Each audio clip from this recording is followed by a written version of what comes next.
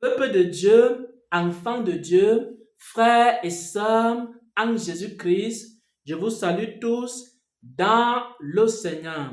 Avant de partager la parole de ce jour, permettez-moi de recommander ces moments entre les mains du Seigneur. Permettez-moi de prier et de demander au Seigneur de venir et de prendre contrôle de ce lieu et de prendre contrôle de ces moments de partage au nom de Jésus-Christ.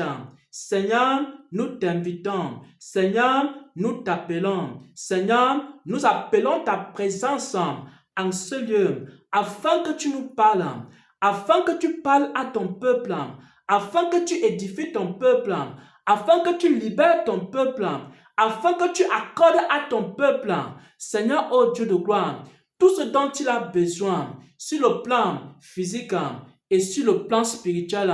Papa, nous remettons ces moments entre tes mains et nous prions, Seigneur, que ta grâce soit sur nous, que ta grâce soit en nous, que ta grâce soit avec nous, parce que le Seigneur me met à cœur de parler d'un message qui brûle maintenant dans mon cœur.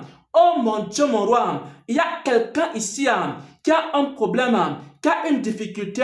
Il y a quelqu'un qui est dans les liens. Il y a quelqu'un dont la vie n'avance pas. Il y a quelqu'un qui se pose des questions de savoir est-ce qu'il va arriver dans sa vie chrétienne. Pourquoi? Parce qu'il fait tellement face à des obstacles. Il fait tellement face à des difficultés. Et il vient la moquerie. Il vient la souffrance. Il vient des humiliations. Et toi qui es humilié, mon frère, et toi qui es humilié, ma soeur, et toi qui traverses ces moments difficiles, tu veux abandonner la foi. Le Seigneur me dit de te dire, le Seigneur me montre de te dire, le Seigneur me fait comprendre quelque chose.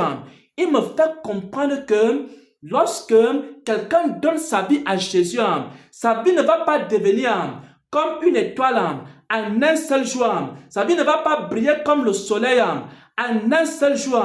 Mais au fur et à mesure qu'il persévère dans la vérité, qu'il persévère dans la parole, qu'il persévère dans les enseignements, qu'il persévère dans la prière, qu'il persévère dans la présence de Dieu, alors Dieu va déverser sa gloire et sa grâce dans sa vie. Pourquoi? Parce que David a dit quelque chose. J'ai été jeune, j'ai veillé, je n'ai jamais vu le juste abandonné, ni sa postérité mendiant son pain. Lorsque Dieu enlève Abraham la maison de son père, de sa patrie, de son pays, Abraham n'était pas encore dans la gloire. Abraham a commencé à cheminer et parfois il avait faim. Toi aussi, tu as faim. Abraham a continué à cheminer et parfois il n'avait pas d'enfant et on se moquait de lui. Et toi aussi, tu n'as pas d'enfant. Et toi aussi, tu n'as pas de mari. Et toi aussi, tu n'as pas de biens matériels et même des dons spirituels. Tu n'as pas encore cela. Et les gens te voient. Et les gens se moquent. Et les gens commencent à rire. Ils se posent la question. Est-ce que le frère X, lui aussi, il va devenir quelqu'un un jour? Depuis qu'il ne fait que dire que Jésus arrive, Jésus revient bientôt, le voilà qui marche à pied. Et maintenant, ses chaussures sont déchirées, ses vêtements sont déchirés. Mais chaque jour, il parle la gloire de Dieu. Et les gens te regardent, ils se moquent. Les gens te regardent, ils commencent à rire, ils croisent les bras. Ils se disent, où va cet homme? Mais qu'est-ce qu'Abraham a fait? Abraham n'a pas écouté les moqueurs. Abraham a continué à avancer, a continué à persévérer, a continué à obéir à Dieu.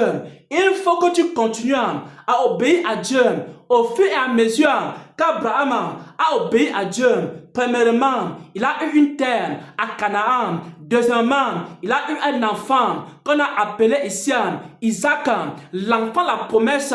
Au fur et à mesure qu'Abraham a persévéré, il a encore eu quoi? Il a commencé à avoir des serviteurs, il a commencé à avoir des terres, il a commencé à avoir également un grand peuple et une grande nation qu'il écoutait.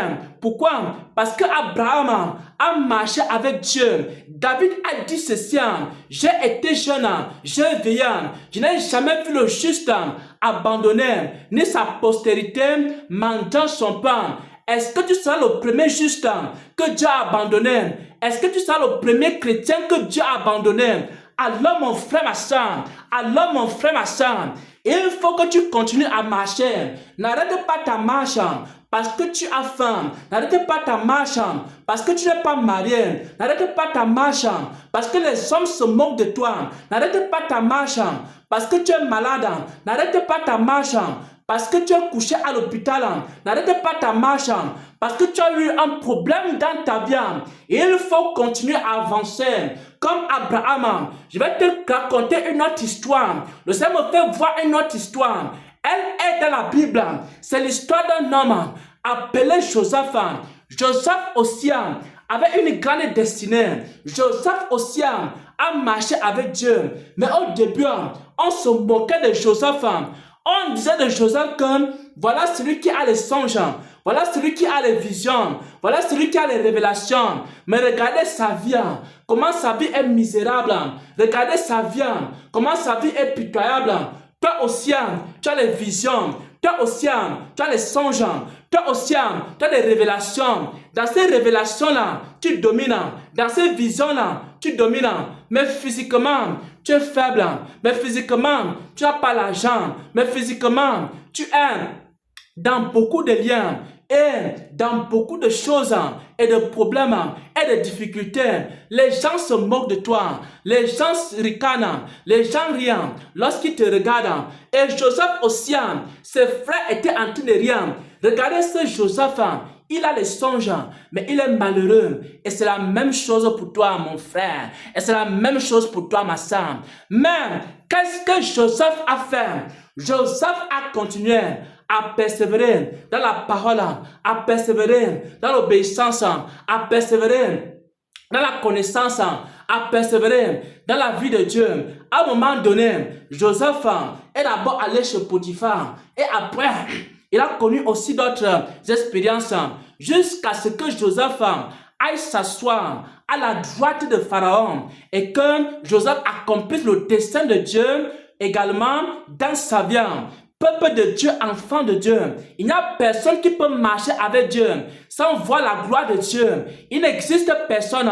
Abraham a marché avec Dieu. Il a vu la gloire de Dieu. Isaac a marché avec Dieu. Il a vu la gloire de Dieu. Jacob a marché avec Dieu. Il a vu la gloire de Dieu. Joseph a marché avec Dieu. Il a vu la gloire de Dieu.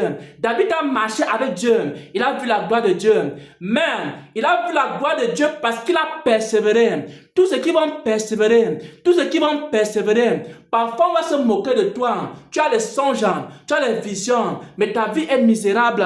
Continue à avancer, parce que tes songes et tes visions vont s'accomplir comme les songes et les visions de Daniel se sont accomplis, comme les songes et les visions de Joseph se sont accomplis, comme les révélations de David se sont accomplies. Continue à persévérer dans la parole de Dieu. Et ainsi, les gens vont voir la gloire de Dieu. Ceux qui se moquaient de toi, ils vont confirmer que Jésus est avec toi. Ceux qui se moquaient de toi, ils vont confirmer que Jésus est vivant. Ne t'arrête pas sur le sentier des moqueurs. Ne t'arrête pas sur la route des hommes et des femmes qui se moquent de toi. Mais continue à avancer avec le Seigneur. Voilà la parole que le Seigneur a mis dans mon cœur. Je n'ai pas prévu faire cet enseignement ou alors donner cette parole. Mais pendant que j'étais en train de prier, le Seigneur a mis cela dans mon cœur. Cette parole, c'est quoi? C'est que vous devez persévérer jusqu'à ce que vous voyez la gloire de Dieu dans votre vie. Ça ne va pas venir en un seul jour, mais il faut persévérer. Aujourd'hui, on va se moquer de toi. Persévère dans la prière, dans l'obéissance, et tu verras la gloire de Dieu. Aujourd'hui, on va t'insulter. On va te dire que depuis que tu adores Dieu, qu'est-ce qui a même changé dans ta vie? Persévère, continue à adorer. Et les gens verront la gloire de Dieu dans ta vie. Et on va se moquer de toi. On va dire que te voilà, tu n'arrives même pas à manger. Alors que tu prêches Jésus-Christ, continue également à prêcher Jésus-Christ. Et le Seigneur lui-même, il va pouvoir à tes besoins. J'ai été jeune et j'ai vieilli. Je n'ai jamais vu le juste abandonné, ni sa postérité mendiant son pain. Au nom de notre Seigneur et Sauveur Jésus-Christ, je partage cette parole qui s'adresse à une personne. Actuellement, il y a une personne qui se pose beaucoup de questions, qui souffre et qui se pose beaucoup de questions. Cette parole s'adresse à toi, mon frère. Cette parole s'adresse à toi, ma soeur, afin que tu comprennes que c'est en persévérant, que tu verras la gloire de Dieu. Tous ceux qui sont en train de se moquer de toi, ils ne pourront plus se moquer de toi dans un an. Il y a des gens qui sont en train de se moquer de toi aujourd'hui, mais dans un an, ils ne se moqueront plus de toi, parce que Dieu va faire quelque chose dans ta vie. Au nom de notre Seigneur et Sauveur Jésus-Christ, je partage cette parole. Amen, amen, amen.